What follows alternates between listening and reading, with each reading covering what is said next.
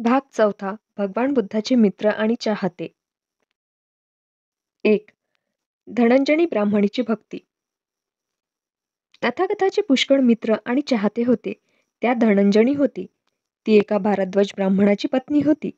तिचा पती तथागतांचा तिरस्कार करीत असे, पण धनंजनी ही भगवान बुद्धाची भक्त होती. तिच्या भक्तीचा उल्लेख करणे योग्य आहे. एकदा भगवान बुद्ध राजगृहाजवळील वेडुवनातील विहारात राहत होते. त्यावेळी एका भारद्वाज कुलातील ब्राह्मणीची धनंजनी नावाची ब्राह्मण पत्नी आपल्या पतीसमवेत राजगृहात राहत होती.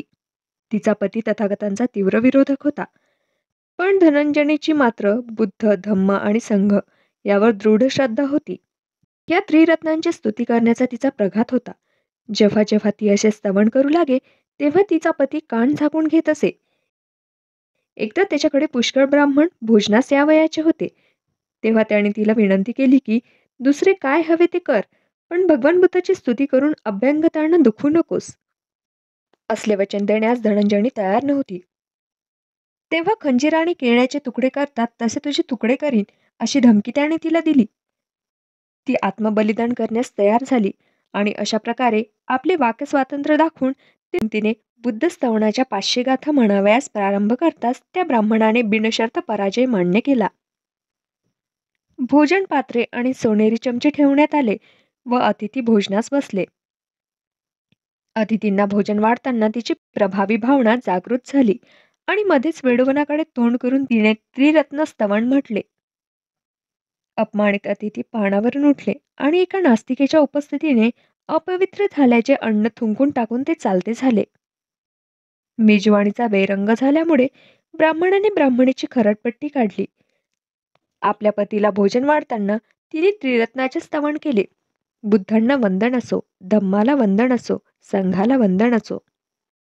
तिने असे स्तवन केल्यावर भारद्वाज ब्राह्मणास फार राग आला व तो म्हणाला, चांडाळणी, प्रत्येक वेळी त्या बोडके बैराग्याची स्तुती गात असतेस. थांब चांडाळणी, तुझ्या त्या गुरुला जाऊन चांगलाच धडा शिकवतो. धनंजनी म्हणाली, हे ब्राह्मणा, सदैव, समार, सब्रह्म अशा ह्या लोकात त्या अहर्त सम्यक संबुद्ध तथागतांना अशा तऱ्हेने बोलू शकेल असं कोणी श्रमण ब्राह्मण, देव अथवा पुरुष असेल असे मला वाटत नाही. तरी सुद्धा हे ब्राह्मणा, तू त्यांच्याकडे जा, म्हणजे तुला समजेलच. तेव्हा तो गांजलेला व अप्रसन्न झालेला ब्राह्मण तथागतांचा शोध घेण्यास निघाला. त्याच्या समोर आल्यावर त्याने मित्रत्वाने व विनयशीलतेने त्यांना अभिवादन केले व कुशलाची पृच्छा करून तो एका बाजूला बसला. अशा रीतीने बसल्यावर त्याने तथागतांना पुढील प्रश्न विचारले. सुखी जीवनासाठी कशाची हत्या करावी?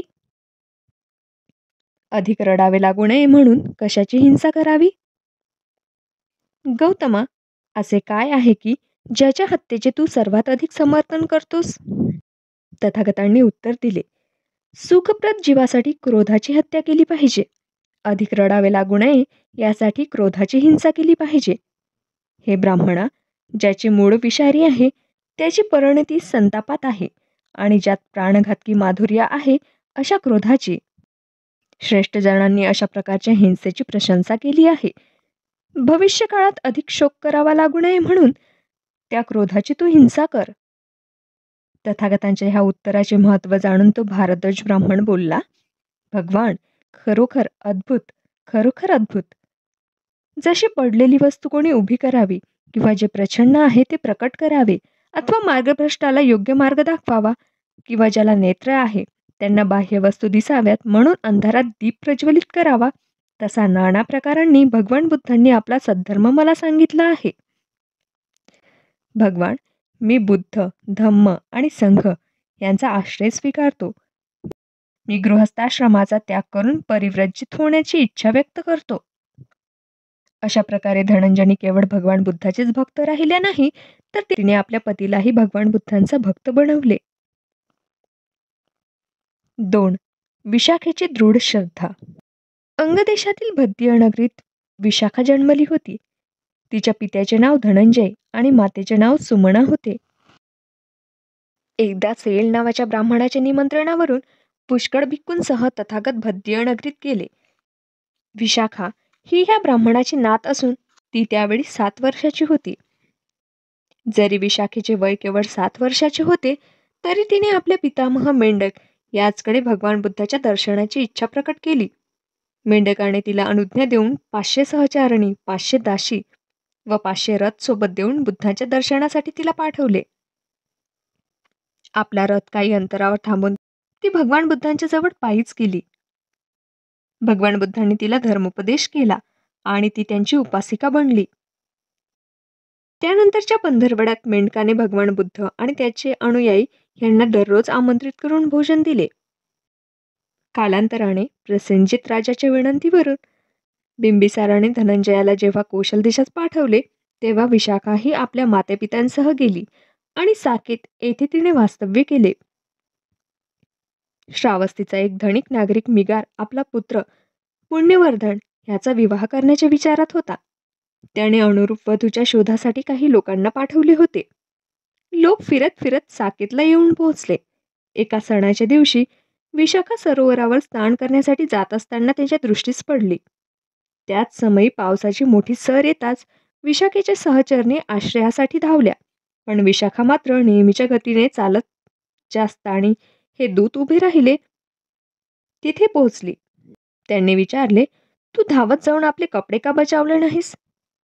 ती म्हणाली, तिच्याजवळ भरपूर कपडे आहेत, पण ती जर धावली असती तर कदाचित तिच्या अवयवाला अपाय झाला असता आणि तो अवयव बदलणे असाध्य ठरले असते. विक्रीसाठी असलेल्या मालासारखी अविवाहित कन्यांची स्थिती असते, त्यांना विद्रूप राहून चालत नाही.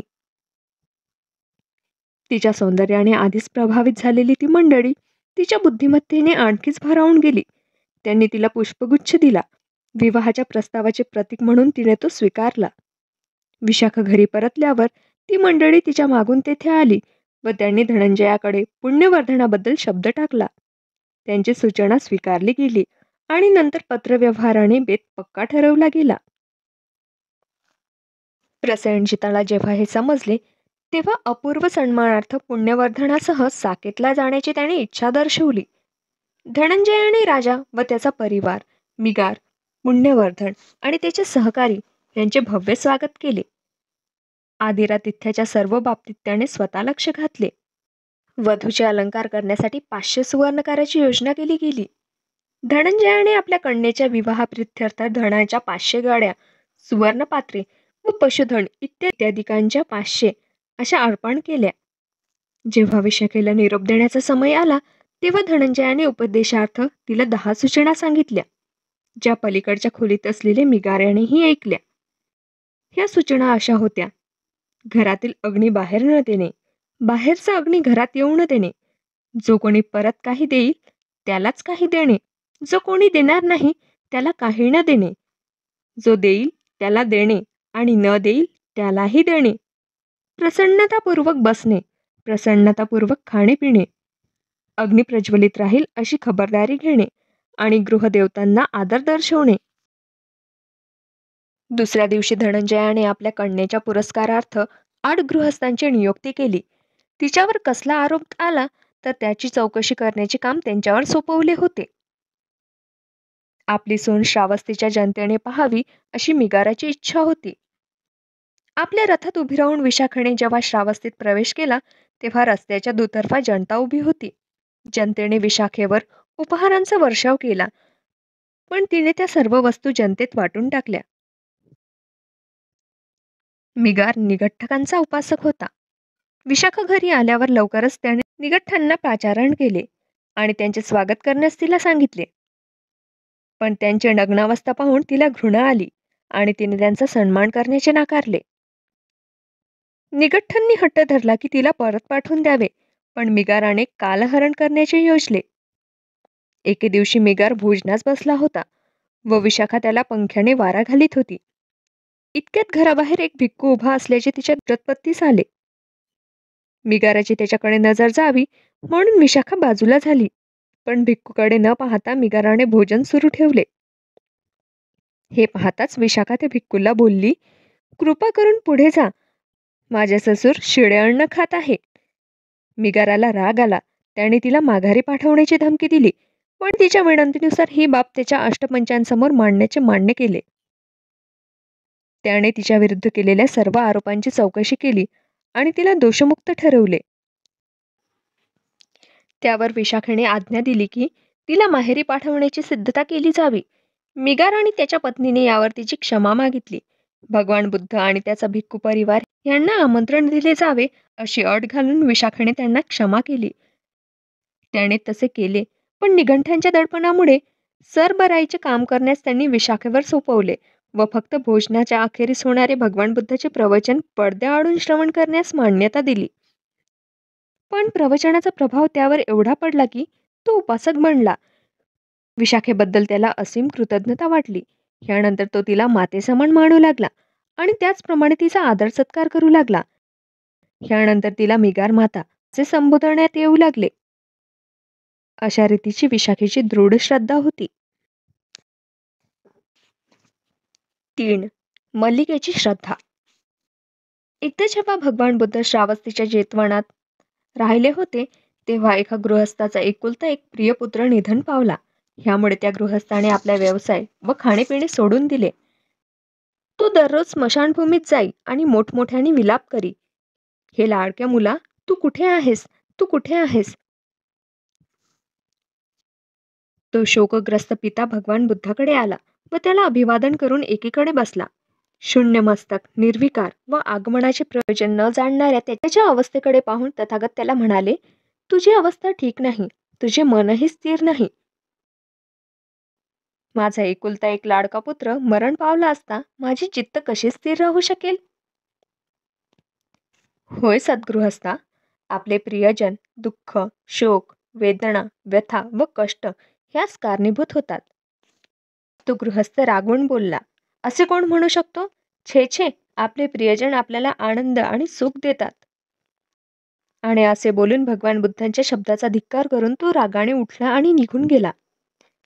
जवळपास काही जुगारी द्यूत खेळत होते.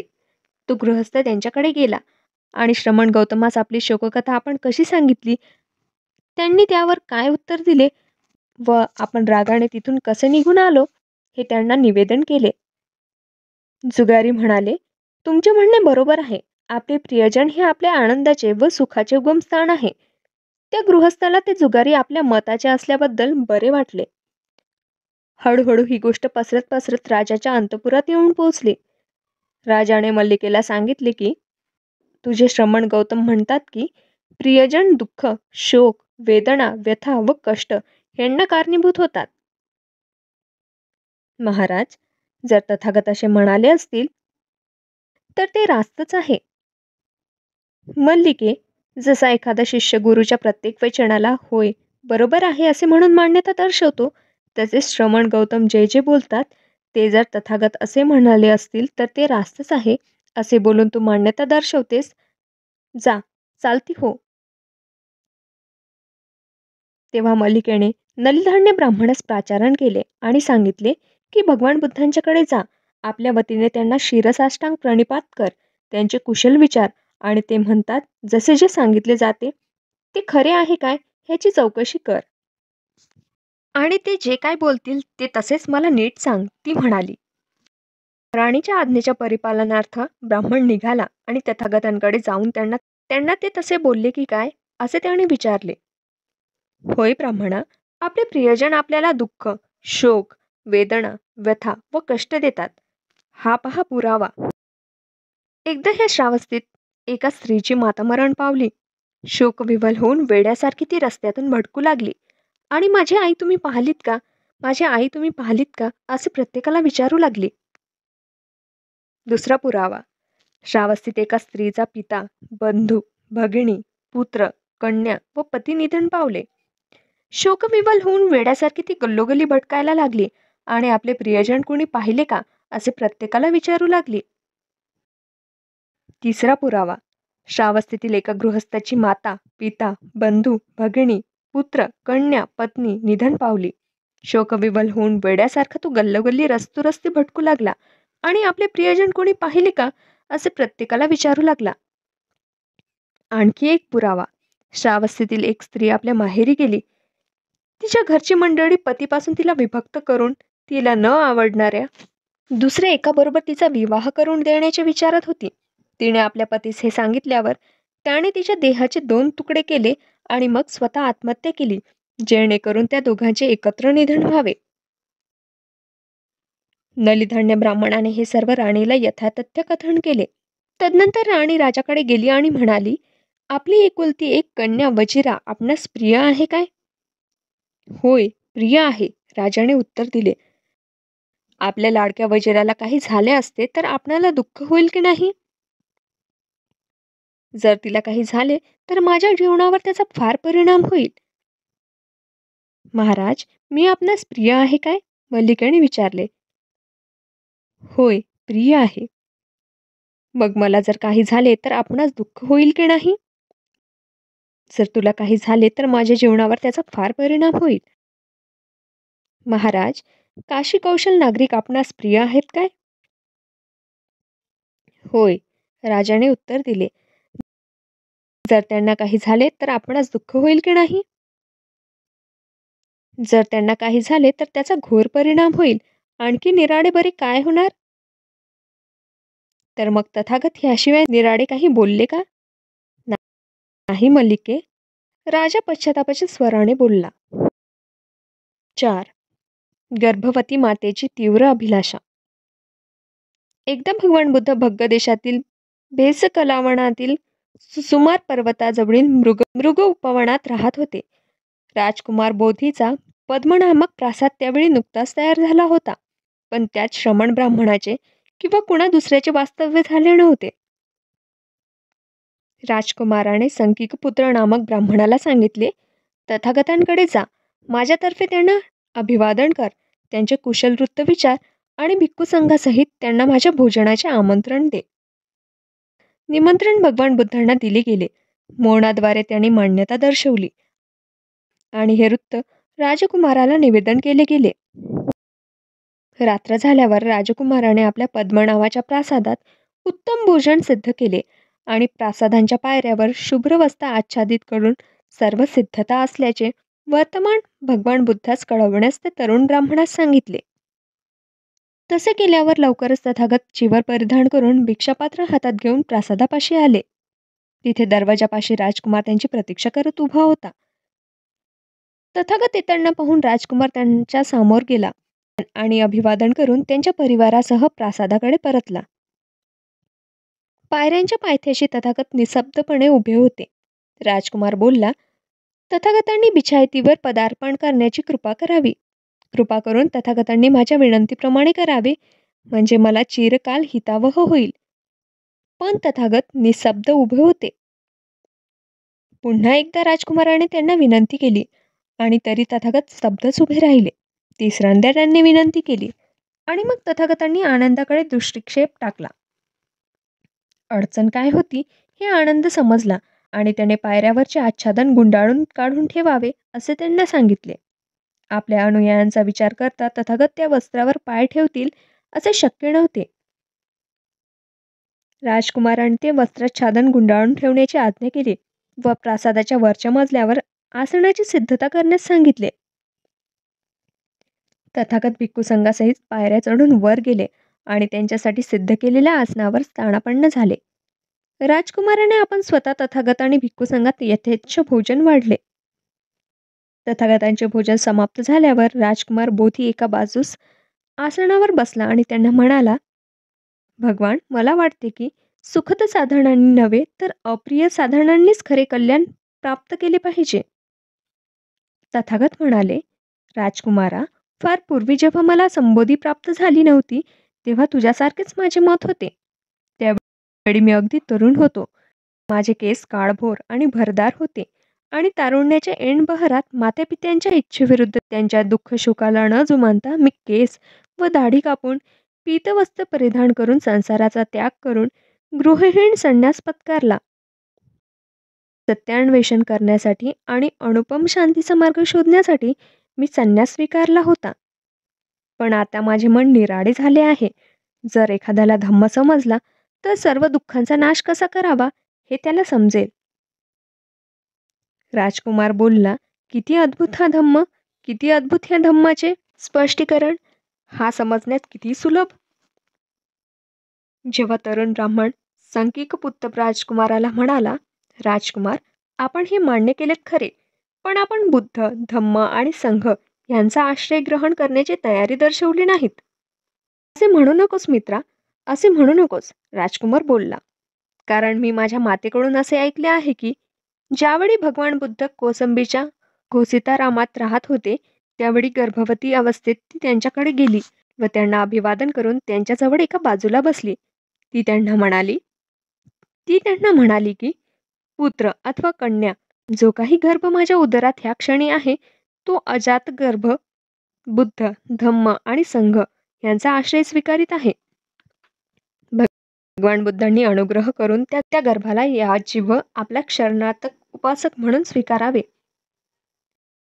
आणखी एकदा भगवान बुद्ध या भग्ग देशातच सुसुमार पर्वतावरील भेसकलावनात राहत होते.